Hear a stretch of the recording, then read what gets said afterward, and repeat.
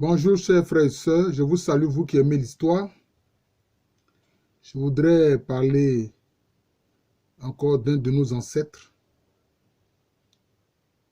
qui a posé des actes appréciés. Il s'agit du deuxième roi dans l'ordre de succession dans le royaume ndénien. Parce qu'il y a l'espace ndénien qui comprend plusieurs royaumes, et puis il y a le royaume ndénien proprement dit, autour de sa capitale traditionnelle, actuelle, à Bangourou. Même Père Kron, je n'aime pas les palabres, c'est ce que cela signifie, c'est en langue tui. Alors, le deuxième roi ndénien, dont le règne a été très apprécié, est appelé Kwatumansi. Il a régné après le premier roi, qui est Ayi Abaye.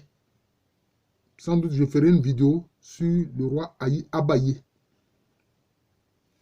Alors, Kwatumansi, bon, on place son règne, le début de son règne, disons, autour de 1740 à peu près. Voilà, 1740. Voilà. Alors, Kwatumansi a eu, aux yeux du peuple ndénien, une grande baraka, c'est-à-dire une grande bénédiction. Pendant son règne, il y a eu un grand accroissement de la population.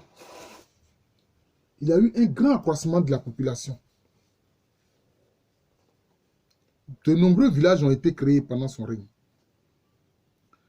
C'est dire aussi que les femmes étaient fécondes. Vous voyez.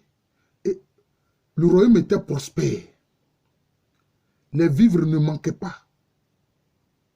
Les Ndéniens mangeaient à leur faim, à satiété. Et les femmes étaient fécondes. Or, ces choses-là, c'est l'aboutissement des prières principales du roi pendant la célébration des festivités qui marquent la nouvelle année, qu'on appelle ordinairement la fête des ignames. Elou Elie, c'est-à-dire manger l'igname. Durant le règne de Kwatumansi, ces prières ont été exaucées. Cela veut dire qu'il avait une grande baraka aux yeux du peuple. Vous voyez, c'est cela. Parce que dans l'esprit des Africains, quand un roi, un chef, ou même un président, pendant son règne ou sa présidence, il y a de nombreux malheurs qui frappent le peuple, on considère que celui-là, c'est un homme qui apporte la poisse. En ce moment-là, on estime qu'il n'a pas de baraka. Vous voyez. Mais quand, au contraire, durant le règne du roi, il y a la fécondité, la population s'accroît, hein? Les activités sont prospères, l'agriculture marche, les gens ont à manger, etc. Alors on dit, ben, c'est que ce roi-là, il a la faveur de Dieu, Nyamien, il a la faveur de l'esprit de la terre qui est une mère, acier, il a la faveur des esprits tutélaires du royaume, il a la faveur des mânes des ancêtres royaux. Voilà. Et on peut le dire concernant Kwatumansi. Parce que sous lui, la population s'est accrue. De nouveaux villages ont été créés. Vous voyez, c'est cela. Et puis c'est pendant son règne que le royaume s'est doté d'un grand tambour. Or, le grand tambour, c'est la marque des grands royaumes dans le monde Akan. Ce ne sont pas tous les royaumes et toutes les chefferies qui ont un grand tambour. Le grand tambour s'appelle Krenkpli. Il y a un tambour principal qui est assez volumineux. J'ai fait une vidéo sur les images culturelles de mes vidéos. Vous pouvez regarder ça, vous verrez ce que c'est. Et puis maintenant, à côté du Krenkpli, vous avez les tambours jumelés qu'on appelle à Tumblan. Jumelés parce qu'il y a le tambour mâle et puis le tambour femelle, etc. Et puis d'autres tambours. Ça forme alors un orchestre de tambour. Mais l'orchestre de tambour est appelé Krenkpli. Vous voyez. Bien que le tambour principal, le grand tambour principal aussi est appelé Klinkpri. Bon, chez les Ashanti, chez les locuteurs du cul, ils appellent ça Phantom From. Alors, c'est pendant le règne de Kwachumansi que le royaume d'Enyan s'est doté, donc, du Phantom From, ou si vous voulez, du grand tambour, du Klinkpri, de l'orchestre de tambour. C'est un orchestre de tambour en ce moment. Et puis, c'est lui qui a permis à ce que les différents chefs, entre guillemets, de province, si on peut le dire ainsi, aient des palanquins, qui est aussi une marque des chefs importants. Parce que le palanquin, en ce moment-là, le chef est assis dedans, etc. Et puis, il est porté par des personnes. C'est sous Kwachumansi que tout cela s'est fait. Vous voyez, c'est sous Kwachumansi que tout cela s'est fait. Et pendant son règne, bon, on a vu des populations venues d'un peu partout pour venir aussi s'intégrer à la communauté, au royaume, comment on appelle ça? Au royaume ndénien. Vous voyez, au royaume ndénien. D'ailleurs, pour resserrer les liens avec le royaume Sahi Yuoso, qui était aussi un royaume assez puissant dans la zone, notamment qui se trouvait du côté du Ghana actuel. J'ai fait une vidéo sur Nkwa Okodom, vous pouvez regarder, qui a été vraiment, si on veut voir, le fondateur du royaume Sahi Yuoso. Mais, Kwachumansi, pour ses bonnes relations avec le Sahi Yuoso, qui savait un royaume puissant, a épousé une femme qui est originaire du Sahi Yuoso, qu'on appelle Brou Akwa. Brou Akwa. Avec qui d'ailleurs il a eu une fille qu'on appelle Akwa Boson Bema, qu'il va donner en mariage à Adou Pani, qui a été le premier chef de Yakase Feyase. Mais pourquoi est-ce qu'il a fait cela? Pour resserrer les liens avec Yakase Feyase, qui était une chefferie qui dépendait de son autorité et de lui. Mais c'est parce que pendant son règne, il s'est passé un événement. Son propre frère, qu'on appelle Kwasi Afari, avait une addiction. Ce sont les jeux. Il jouait soit au jeu de Kori ou bien au jeu des toupies. Et il jouait en quoi? En argent.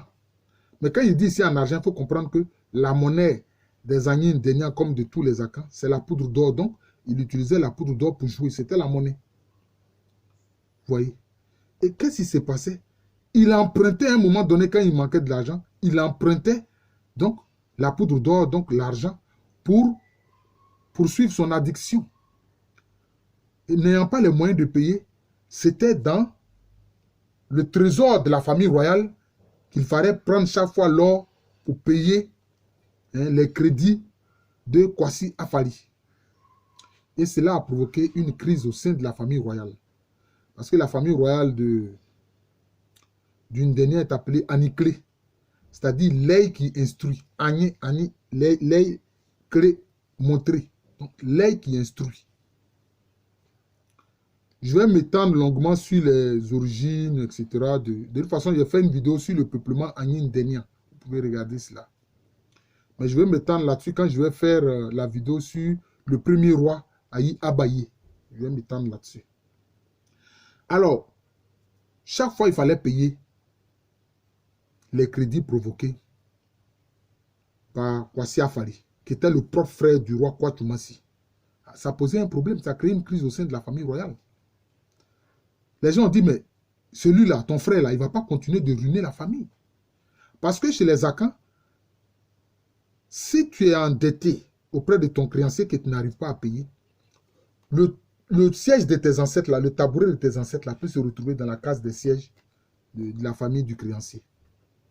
Ou bien, tu es obligé de prendre un membre de ta famille que tu mets en gage auprès du créancier.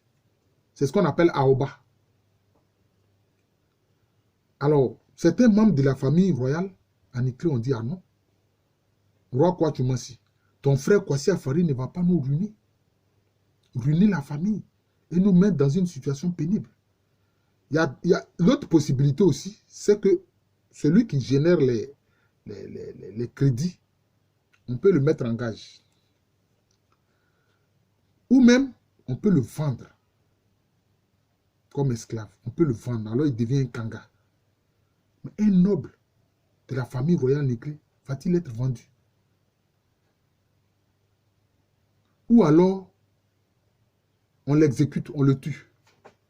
Comme ça, c'est fini, le problème est réglé, il ne crée plus de problème à la famille. Donc voilà les options que certains membres de la famille royale ont mis devant le roi, Kwatoumassi. Soit on vend ton frère comme esclave, soit on le met en gage auprès des créanciers, soit il est exécuté. Kwatoumassi a dit, mais vous aussi, mais vous oubliez que mon frère, là, Kwasi Afali, là, c'est mon frère, il peut me succéder. Il peut être demain votre roi. Et puis vous parlez de lui de cette façon-là. Je ne suis pas d'accord. C'est là qu'est intervenu le chef de Yakassé Féassé, qu'on appelle Adou Pani. Adou Pani est devenu très riche en exploitant l'or qui était dans la rivière Beki. La rivière Beki, c'était une rivière qui était une rivière aurifère. Alors, il y avait de l'or à l'intérieur. Donc, c'est en exploitant l'or de la rivière Beki que Adou Pani de Yakassé Féassé est devenu très riche. Et quand il a appris ces difficultés financières de son roi, le roi Kwatoumassi, difficultés financières créées par Kwasi Afali, son frère, mais Adou Pani est venu trouver le roi Kwatoumassi pour lui dire, non, moi je suis prêt à régler tes problèmes financiers.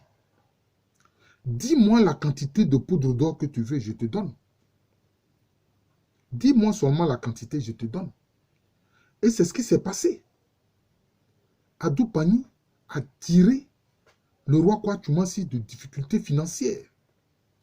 Et d'ailleurs, c'est comme ça que Kwatoumassi va élever le siège de Yakassé Féassé dans la hiérarchie, dans l'importance des sièges du royaume ndénien.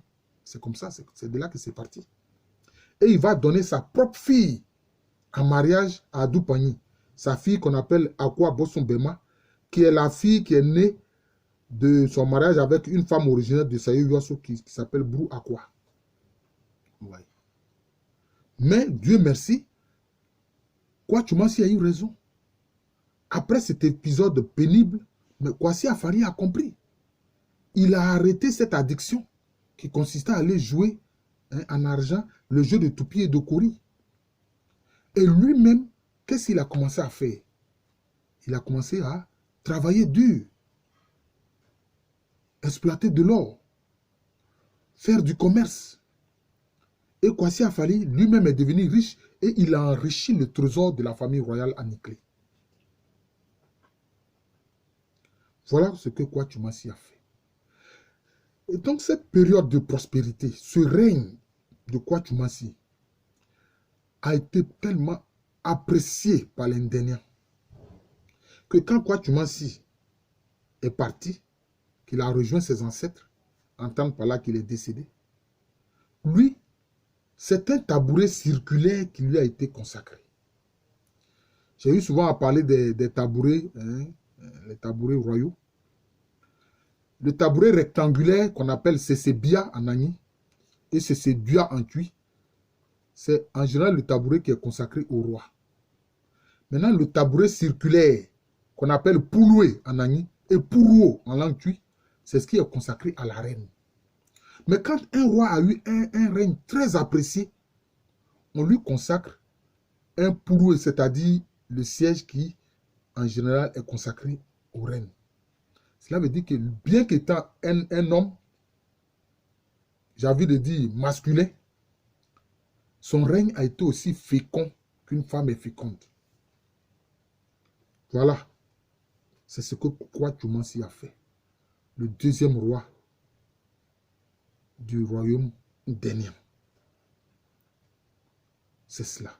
Lui, c'est un siège circulaire qui lui est consacré. Parce que son règne a été fécond. Croissance démographique, prospérité, et puis mise en place de certaines institutions. Parce que le grand tambour, le klinkli, c'est une institution chez les Africains. C'est une institution. Des fois, on vous parle des tambours du Rwanda, du Burundi, etc. Le tambour, c'est une institution. Ah oui, il faut que vous sachiez cela, c'est une institution. J'ai fait une vidéo spécialement sur le tambour en Afrique, dans le monde arcan. J'ai fait une vidéo, vous pouvez regarder cela. C'est une institution. Le tambour, une institution. Oui. D'ailleurs, les grands tambours, quand ça joue, on peut l'entendre même sur 40 km, quelquefois, voire même pour certains jusqu'à 60 km. Et ça permettait, c'était un moyen de communication. Quand le roi veut faire passer un message, mais quand le message est joué, mais à 60 km, c'est répercuté par un autre tambour jusqu'à ce que tout le royaume soit informé. C'est-à-dire qu'en à peine une trentaine de minutes, tout le royaume est informé. Tout le royaume est informé. On n'a pas besoin d'envoyer quelqu'un courir comme Marathon l'a fait dans la Grèce antique. Non. Vous voyez. Nos ancêtres avaient de grandes institutions. Il faut les connaître. Si vous ne les connaissez pas, vous allez encore croire à ceux qui disent qu'ils sont supérieurs, que c'est eux qui ont une culture plus grande. Non, ce n'est pas le cas. Je vous remercie. Je suis le professeur Alou Kwame René, professeur titulaire d'histoire à l'université Félix Houphouët-Boigny. Donc ce matin, j'ai parlé du roi Kwatchoumansi, le roi le plus vénéré du royaume ndénian d'Abangourou. C'est cela. J'enseigne à l'université Félix Houphouët-Boigny, une université qui est à Abidjan, dans le quartier de Cocody. C'est en Côte d'Ivoire, un pays situé en Afrique de l'Ouest. Abonnez-vous à cette chaîne-là, YouTube. Oui, aujourd'hui, j'en suis à presque 430 vidéos. Il faut vous abonner à cette chaîne-là, l'histoire. Vous allez apprendre beaucoup. Il y a 400 vidéos, donc 400 enseignements d'histoire. Vous voyez, 400. Toujours pour répondre aux suprémacistes qui sont venus dire d'une façon hautaine à l'université Cheikh Anta Diop que l'Afrique n'est pas encore entrée dans l'histoire. Ils ne savent pas, ceux-là qui pensent ainsi, ce qu'est vraiment l'histoire. Tout comme en regardant une vidéo, j'ai entendu quelqu'un dire que la tradition orale, ce n'est pas fiable. J'ai dit, mais ceux-là, ils ne connaissent pas. En Afrique, la tradition orale n'est pas seulement une transmission mémorielle, non. C'est jouer, rejouer. Je crois que j'ai fait une vidéo là-dessus, en disant qu'en Afrique, la tradition orale n'est pas seulement une transmission de mémoire. Voilà. Mais il y a des objets témoins. Il y a des objets témoins. Il y a des objets témoins. Je vous remercie. Je vous souhaite une très bonne journée.